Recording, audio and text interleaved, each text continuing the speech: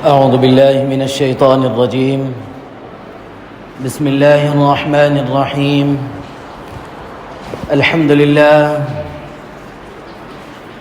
لله وحده، والصلاة والسلام على من لا نبي بعده ولا رسول بعده ولا معصوم بعده ولا أمة بعد أمتي ولا کتاب بعد کتابی اما بعد.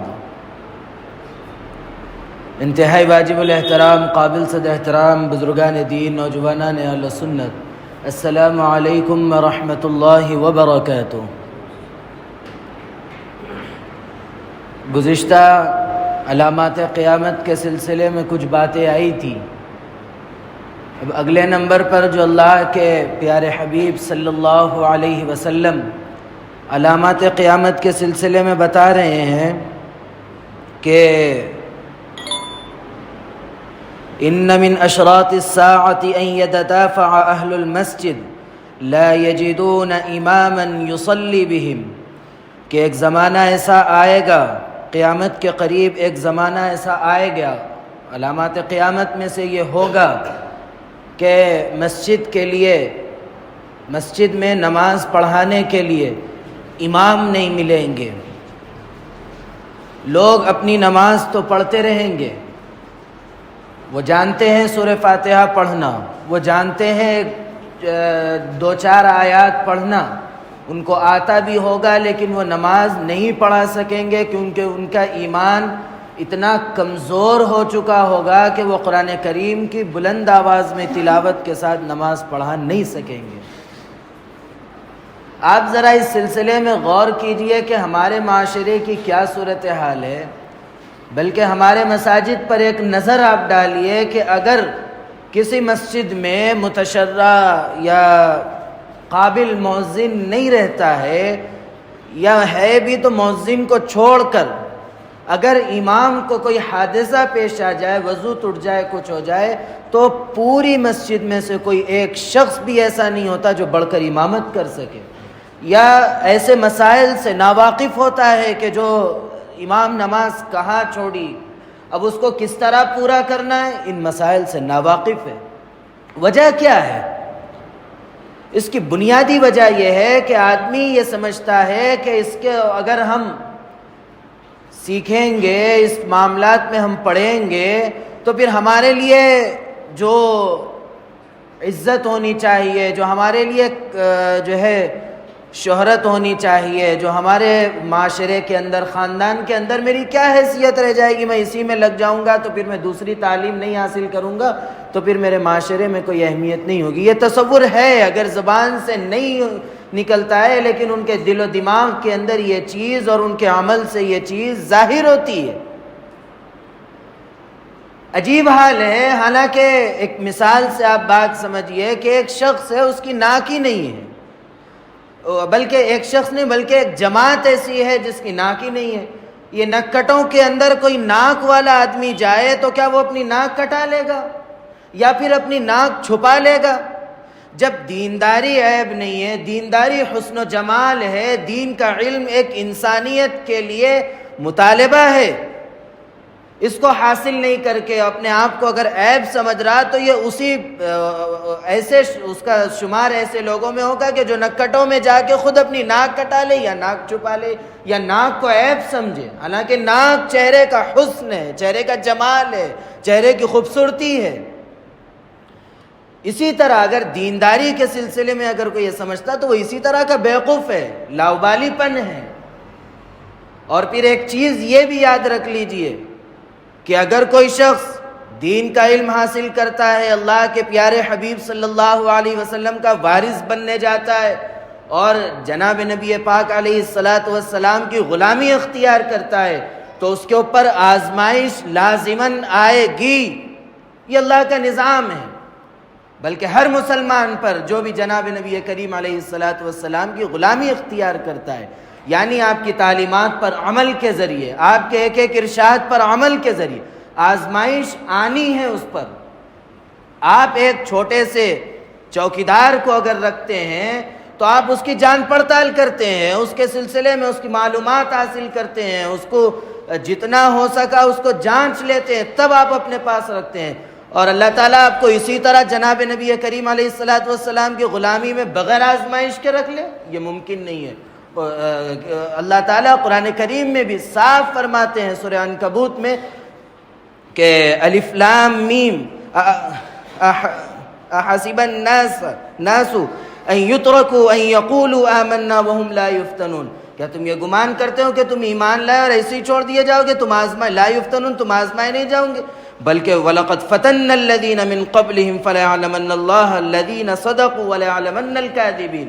اسی طرح آزمائے گزشتہ جو لوگوں کو آزمایا گیا، اسی طرح تم بھی برابر آزمائے جاؤ گے کہ کون سچا ہے، کون جھوٹا ہے، کون اللہ کے نبی سے سچی محبت کرتا ہے، کہ تمام حالات کے آنے کے باوجود، تمام مخالفتوں کے آنے کے باوجود آدمی برابر عمل پیرا ہے۔ اور ایسا شخص جو بظاہر زبان سے یہ کہہ رہا ہے کہ میں نبی کریم صلی اللہ علیہ وسلم کی غلامی اختیار کیا ہوا ہوں، لیکن جب آپ کی تعلیمات کا نام آتا ہے تو وہ پیچھے ہٹ جاتا ہے۔ یہ تمام لوگوں کو آزمایا جائے گا، یہ اللہ کا نظام ہے، مسلم قرآن کا دستور ہے، اللہ کا دستور ہے۔ تو اسی لیے ان آزمائشوں سے پیچھے نہیں ہٹنا چاہیے، بلکہ اللہ کی طرف سے آزمائے جائیں گے۔ ہاں گناہ ہے، وہی وجہ ہے کہ جس کی نحوست کی وجہ سے آج ہم ناکامیوں کے منہ دیکھتے ہیں۔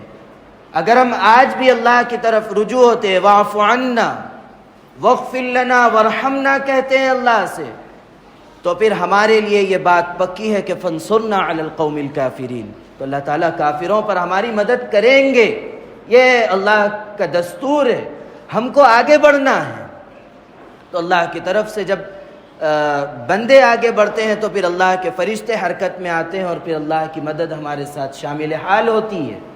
اس لیے آگے بڑھنے کی ضرورت سب سے پہلے ہم کو ہے، ہم آگے بڑھیں، اور پھر اللہ کے احکامات کو، جناب نبی کریم علیہ السلام کی تعلیمات کو اگر ناقدری سے دیکھتے ہیں تو اللہ کو کیا ضرورت ہے ہماری؟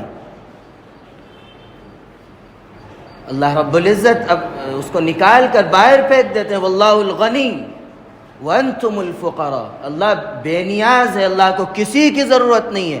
اگر ساری دنیا مل کر اللہ کی عبادت میں لگ جائے، ساری دنیا مل کر اللہ کی اطاعت اور جناب نبی کریم علیہ السلام کی تعلیمات پر لگ جائے عمل کے لیے، تب بھی اللہ کی ربانیت میں کوئی اضافہ نہیں ہوگا۔ اگر سب چھوڑ دے تب بھی کوئی کمی نہیں ہے۔ وہ اللہ اس وقت بھی ہے اور اس وقت بھی ہے۔ اس میں فائدہ اور نقصان بندوں کا ہے، اس لیے بندوں کو ضرورت ہے وہ آگے بڑھے، بڑھ کر تعلیمات حاصل کرے، دینی علوم حاصل کرے۔ اے بچے بیٹھ جاؤ جی، کس کے ساتھ ہے وہ؟ اللہ کے نبی علیہ السلام کی تعلیمات پر عمل کرے۔ اب ایک شخص کے سامنے، اب جیسا میں اگر کوئی بات کہہ رہا ہوں، آپ اٹھ کے جا رہے ہیں، آزو بازو دیکھ رہے ہیں، بات کر رہے ہیں، تو اس کا مطلب یہ ہے کہ آپ کو میری بات کی کوئی قدر نہیں ہے، میری بات آپ گویا بے اہمیت کر رہے ہیں۔ اسی طرح جب اللہ کی تعلیمات، جناب نبی اللہ کے احکامات آتے ہیں ہمارے سامنے، جناب نبی کریم علیہ السلام کی تعلیمات جب ہمارے سامنے آتی ہے، اگر ہم اس کو اسی طرح چھوڑ دیتے ہیں اور عمل نہیں کرتے تو وہ اسی طرح ناقدری کرتے ہیں۔ جس طرح آپ ایک چھوٹی سی چیز ہے، آپ میری بات اگر آپ بے توجہ سے سنیں گے تو میرا ذہن ہمیشہ اس کی طرف یہ رہے گا کہ یہ شخص توجہ نہیں دیتا، یہ بے توجہی سے سنتا۔ اللہ رب العزت ہمارے دلوں کے حال سے واقف ہے۔ ہم بظاہر تو بہت اچھے بن کے سن رہے ہیں، لیکن ہمارا دل کیا کہہ رہا ہے؟ آپ سن رہے ہیں کہ آج ہم اللہ کی بات پر عمل کریں گے، جناب نبی کریم علیہ السلام کی تعلیمات پر عمل کریں گے، لیکن دل سے کتنے تیار ہیں؟ کیا ہم بھی انہی قیامت کی علامت جو بن رہے ہیں لوگ، ان میں کیا ہم بھی بنیں گے؟ جو مصلی بھرے ہیں، امامت کے لائق کوئی نہیں ہے۔ اکثر ہمارے پاس ایسا ہے کہ ہم شرمندگی محسوس کرتے ہیں کہ قرآن پڑھنے نہیں آتا تو شرمندگی محسوس کرتے ہیں، اب عمر بڑھ گئی، اب کیا؟ ایسا نہیں۔ بلکہ آپ کو یہ بات معلوم ہونا چاہیے، حضرات صحابہ کرام رضوان اللہ تعالی علیہ اجمعین میں ہر صحابی بچپن میں ایمان نہیں لائے، بڑی عمر میں، ادھیڑ عمر میں، بڑھاپے میں، اس عمر میں ایمان لانے والے صحابہ موجود ہیں، لیکن انہوں نے کس طرح قرآن سیکھا؟ اور ایسا نہیں ہے آج بھی ہمارے پاس جو بڑی درسگاہیں چلتی ہے جہاں پر بڑوں کی تعلیم، بوڑھے بوڑھے لوگ ہیں، دانت نہیں ہے، لیکن ان کے دل میں اللہ کی محبت ہے، قرآن کی تعظیم ہے، وہ لوگ آج بھی جاتے ہیں اور قرآن کریم کو سیکھتے ہیں۔ اگر وہ نہ سیکھ سکے، سیکھتے سیکھتے وہ اس دنیا سے گزر جائے، لیکن اللہ رب العزت کل قیامت کے دن ان کو سیکھنے والوں میں اٹھائیں گے۔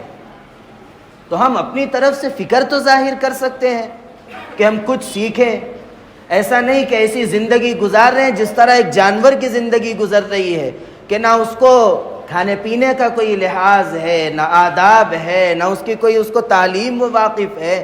اس طریقے کی جانور کی زندگی، ایک انسان جس کو اشرف المخلوقات بنایا گیا، اس کو وَلَقَدْ كَرَّمْنَا بنی آدم کہا گیا، اعزاز اور عزت سے اس کو مشرف کیا گیا، وہ بھی اس طریقے کی اگر زندگی گزارتا ہے تو افسوس ہے۔